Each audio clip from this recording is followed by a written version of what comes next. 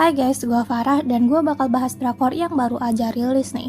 Drakor ini berjudul Dr. Slump, yang menceritakan dua rival dalam sekolah bertemu di masa depan.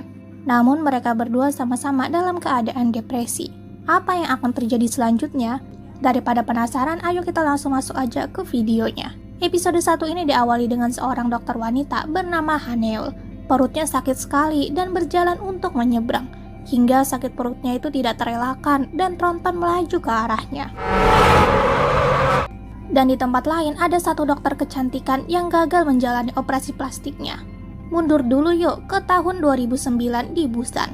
Di desa itu ada seorang ibu-ibu yang begitu senang akan menyambut putrinya yang seorang siswa terpintar nasional. Ya ternyata putrinya itu nggak lain adalah Haneul. Dia sangat gila belajar, lagi berangkat belajar, siang malam pun belajar. Dia belajar 17 jam sehari, hingga suatu hari ibu dan saudaranya ini terlibat perdebatan mengenai harta warisan pabrik. Saudaranya ini mendesak, udah jual aja lagian kamu gak bisa mengelola itu kan. Haneul juga ada di sana, dia bahkan sempat-sempatnya belajar ketika makan malam bersama.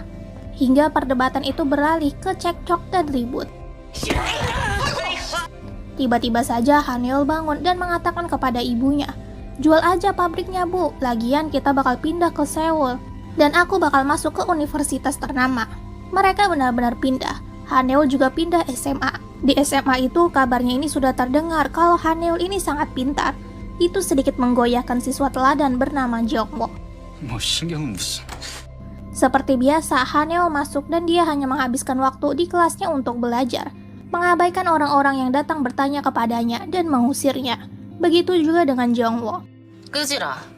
Menurut Jongwo, Haneul adalah cewek gila belajar yang sangat aneh. Itu juga sangat mengesalkan, di mana ketika guru memberikan pertanyaan, Jongwo akan menjawab itu, tetapi Haneul langsung menjawabnya duluan. 11입니다. Namun kekesalan dari persaingan itu berubah menjadi menyenangkan. Sayangnya, di masa depan hanya ada satu orang yang masuk universitas ternama kedokteran itu, yang gak lain adalah Jongwo, yang punya kehidupan sangat hebat, di mana dia mendapatkan penghargaan karena mengabdikan diri selama 10 tahun dan menjadi dokter ahli bedah plastik yang sangat terkenal, membuka banyak sekali klinik. Pokoknya hidupnya benar-benar senang deh.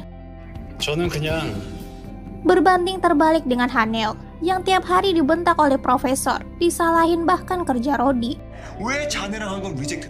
di mana dia terus-terusan harus mengambil operasi padahal dia belum tidur ataupun melewatkan makannya. 혈액 연결해주세요. Bahkan ketika Haneul pulang ke rumah, profesor tetap memanggilnya dan malah memintanya untuk membantu mengisi dokumen dari dokter lain. Haneul di sana terus menahan sakit di perutnya. Di tempat lain, kehidupan Jongwo ini makin mapan, terus-terusan makin berada di atas langit. Namun semua itu berubah drastis ketika dia mendapatkan seorang klien wanita VIP yang ingin dioperasi plastik. Itu bukan sembarang orang, dia adalah orang penting dari Makau. Yang akan turun mengurus operasi itu nggak lain adalah Jongwo sendiri. Di saat yang sama, Haneul terus menahan perutnya yang sakit sekali. Dia berjalan untuk menemui temannya dan menyeberang, hingga dia nggak bisa menahan sakit perutnya itu dan tertunduk di tengah jalan. Truk tronton melaju ke arahnya. Untungnya, truk itu bisa mengerem dan berbelok. Namun sayang, Haneul pingsan karena sakit perutnya. Di tempat lain, operasi plastik dari Jongwo itu gagal. Wanita dari Makau itu terus pendarahan. Jongwo dan asistennya itu sangat ketakutan hingga jantung pasien itu benar-benar tidak bergerak lagi. Dia tewas. Jongwo langsung dipanggil ke polisi. Dia mengaku dia melakukan semua itu sesuai dengan prosedur. Dia benar-benar kebingungan. Apalagi bagaimana bisa CCTV di ruangan operasi itu juga terhapus. Dia harus menjalani persidangan dan harus membela dirinya. Masalahnya begitu runyam mengingat pasien wanita dari Makau itu adalah seorang pewaris kasino. Jongwo terus membela kalau dia ini tidak bersalah, tetapi jaksa di sana malah menunjukkan satu barang bukti, yaitu obat anti koagulan. Jadi maksudnya kalau minum itu nanti darahnya bakal nggak menggumpal dan pendarahan. Jaksa terus mendesak kalau ini adalah pembunuhan berencana. Tentu saja pengacara dari Jongwo itu membelanya. Klinik gak pernah sama sekali membeli barang itu. Jongwo benar-benar mengalami skandal yang besar. Dia berjalan seperti seorang depresi. Bahkan ketika bertemu dengan teman-temannya, mereka malah bertengkar. Jongwo benar-benar terlilit utang. Kerjasama dan iklan yang dibatalkan terkena penalti. Bahkan PHK dari karyawannya. Dia benar-benar stres. Dia tetap merasa kalau dia ini tidak bersalah. Ada yang aneh dengan ini. Di tempat lain, Hanel sudah baik-baik saja. Dia sudah menjalani operasi empedu. Jadi dia nggak sakit perut lagi. Pamannya menyarankan supaya banyak istirahat dan jangan telat makan. Tapi ya sama saja, kehidupan Hanel tidak berubah. Dia terus dibentak oleh profesornya. Disalahin terus-terusan, bahkan ketika pertemuan kerja, dia seperti tidak dianggap.